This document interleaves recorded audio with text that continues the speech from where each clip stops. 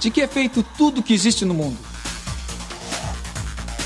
Seres vivos, elementos naturais e até mesmo os objetos manufaturados pelo homem. Tudo que existe no universo e o próprio planeta onde vivemos é feito de matéria. Uma das explicações para o surgimento da matéria é a teoria do Big Bang, ou Grande Explosão. Após muita pesquisa e muitos debates, cientistas chegaram à conclusão de que há bilhões de anos, uma grande explosão, conhecida como Big Bang, liberou matéria para que se criasse o universo inteiro, inclusive nosso planeta. Essa é a teoria mais aceita hoje sobre a criação do universo e da própria matéria. Mas ela não explica uma coisa. O que é matéria? Para a ciência, matéria tem um significado específico. Matéria é tudo que possui massa e ocupa lugar no espaço, ou seja, tem volume. Uma pessoa, uma cadeira, um alimento, o ar. Muitas vezes nós tendemos a considerar que aquilo que nós vemos é matéria. Está errado. Por quê? O ar nós não conseguimos enxergar. Entretanto, ele é matéria porque ocupa lugar no espaço. A matéria é feita por partículas, por partes muito pequenininhas. Para explicar do que é feita a matéria, muitos estudiosos criaram diferentes teorias ao longo de mais de 2000 anos de estudo. Os antigos percebiam que os elementos eles eram os responsáveis por dar forma às coisas que existiam no universo. Antes dos elementos, tudo era atribuído a uma questão divina. Eles imaginavam que elementos químicos seriam substâncias, substâncias que formam a matéria, que estão ao nosso redor. O grande pensador, ou o primeiro pensador, seria Tales de Mileto. Para Tales de Mileto, tudo que existia no universo, ele vinha de um elemento que era a água. Para Anaxímenes, as coisas vinham do ar. Para Anaximandro, as coisas vinham de um meio externo, de uma força invisível, de uma força incomensurável. Aristóteles, grande filósofo, imaginava que a matéria era contínua. Como assim? Ela seria uma coisa só. E ela seria a combinação de 4 elementos: terra, fogo, água e ar. Dessa maneira, Aristóteles conseguia explicar tudo aquilo que é seco, tudo aquilo que é úmido, tudo aquilo que é frio e tudo aquilo que é quente. Além disso, ainda tem a participação dos atomistas nesse caso, em que tudo ainda assim era originado de um único elemento, nesse caso, o átomo. Demócrito e Leucipo imaginavam que a matéria era formada por átomos. Dalton dizia que o átomo é uma pequena partícula de formato esférico. O átomo é a partícula fundamental da matéria e, portanto, de todas as substâncias. Os prédios, as árvores, as ruas, os carros, eu, você, somos todos feitos de matéria. Você já sabe que a matéria é formada por átomos. Podemos concluir, portanto, que somos todos feitos de átomos. Entre as características dos átomos descritas pelos estudiosos da antiguidade, algumas permanecem nos modelos atuais. Os átomos são invisíveis, homogêneos. Mas como os átomos podem formar coisas tão diferentes como você e eu? A resposta veio ao vapor.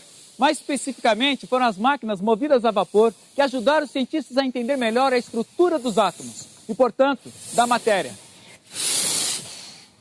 Entre os cientistas que começaram a estudar a estrutura atômica estava John Dalton. No século XVIII, o desenvolvimento de máquinas a vapor acelerou o estudo dos gases. Para construir máquinas melhores, foi necessário entender a natureza do vapor e como ele se formava. Dalton se perguntava se o vapor d'água seria um gás, mas descobriu que não era. O vapor é a matéria no estado gasoso. Mesmo assim, Dalton percebeu que o vapor e os gases se comportavam de maneira semelhante. E essa descoberta o levou a pesquisar as propriedades dos gases. Para explicar essas propriedades, Dalton imaginou que os átomos eram bolinhas muito pequenas e que cada elemento químico era formado por um tipo de bolinha. Elemento químico é o conjunto dos átomos do mesmo número atômico.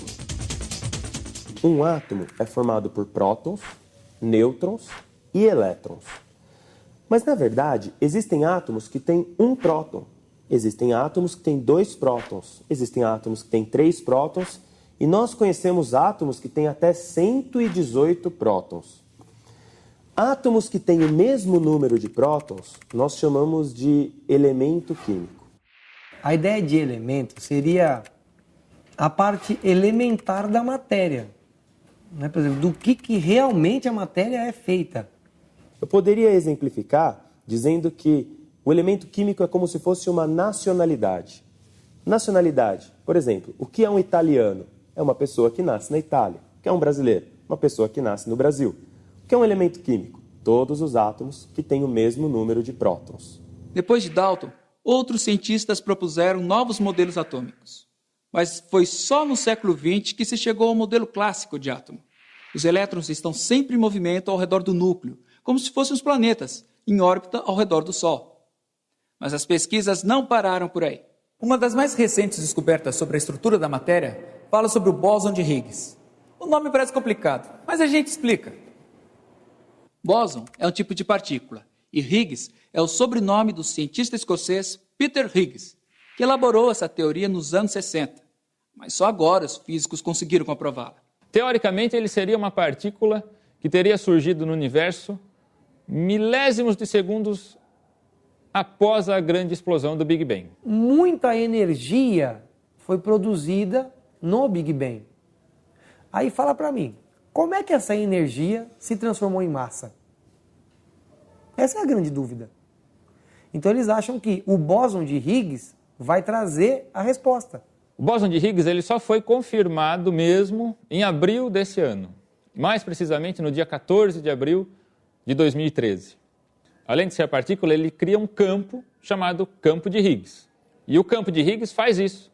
Ele proporciona massa às coisas, fazendo com que elas percam o movimento. E aí ele proporciona o surgimento de objetos, de moléculas e de átomos. Para testar essa teoria, foi construída uma máquina gigante na fronteira entre França e Suíça. O LHC é um acelerador de partículas muito maior que este aqui, da Universidade de São Paulo. O acelerador de partículas é usado para fazer diversas experiências com átomos e descobrir mais sobre eles.